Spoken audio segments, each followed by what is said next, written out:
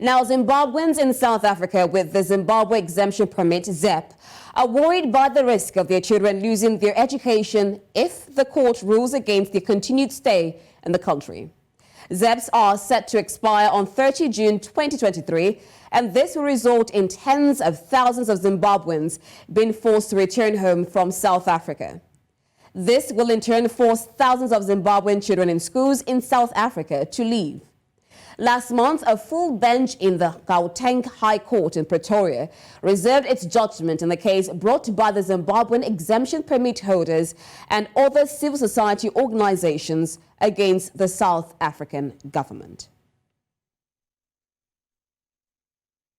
Hendrik Makanete, an education activist, joins me from Gauteng for more on this. Thank you so much for joining us, Hendrik, on Continental Prime.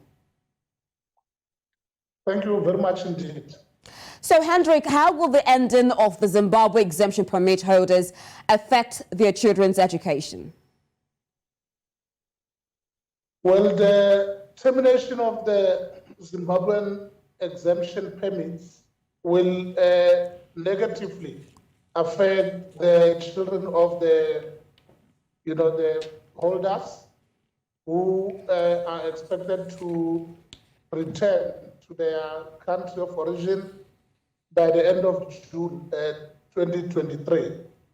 And then, of course, as activists in the terrain, we are quite worried. We are concerned that this will go against Section 29 of the Constitution of the Republic of South Africa, which guarantees the right of every child who is within our borders to learn in a conducive environment. And so we want to really appeal to government as the activists in the terrain to find a way to ensure that all the learners or children of parents who will be affected by this expiry date of the Zimbabwean exemption permits, so that such children must remain in the country so that they can be able to complete the academic year 2023 with a view to make sure that they too can be able to create a future for themselves. All right, now, Hendrik, looking at advocacy efforts, so will these advocacy efforts directed towards ensuring the education rights of Zimbabwean children in South Africa be upheld during this transition period? And tell us more about the efforts being made.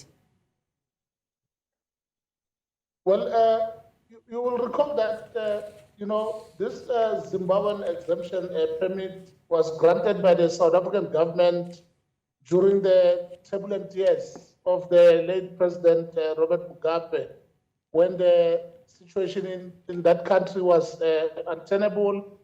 And of course, it was quite a good thing to have, such a permit which could allow the vast majority of people to flock into South Africa. And so issues of xenophobia are also a cause for concern for some of us in the country, because should this Zimbabwean exemption permit not be extended beyond the 30th of June, it means we may see an escalation in relation to xenophobic attacks, primarily from some of the organizations in the country which are not pro-democracy, such as Dudula, for example, which has been making life difficult for some of our friends and colleagues from our neighboring state. And we really want to call on government to find an alternative way to accommodate these people who are in our country, because it's not like the situation in Zim has improved. I think that it is clear, it should be very clear at this point, that the economy of that country is not doing very well. And it is not in the best interest of all of these affected nationals to return to their country. Now, Hendrik, looking at the bigger picture and the effect that this expiration of the ZEPs has had on families, are there any lessons that can be learned from the Zimbabwe Exemption Permit program and the experiences of Zimbabwean families and children in South Africa that can inform future policies around migration and education? Well, I think that at this point, the South African, in fact, the Southern African Development Community, SADC, which encompasses a number of states, have not really come up with a progressive policy position in this regard. All that we are hearing is that they are all saying that the Minister of Home Affairs, Dr. Aaron Motsoaledi, has got every right to terminate the Zimbabwean exemption permit. And I think, of course, there are other possible avenues, such as the refugees. We know that this Zimbabwean exemption permits will not affect the refugees, as well as those who business permits and so on. So it will only affect more than 178,000 nationals who are holders of such a permit. And I really think that perhaps the government of Zimbabwe should initiate discussions with our own South African government with a view to assist.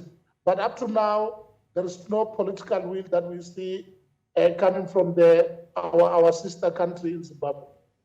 All right, thank you so much, Hendrik. A lot of discussions between the Zimbabwean government and the South African government for the families that have been affected by the expiration of the ZEPs. Thank you so much for joining us on NC Continental Prime. Thank you very much indeed.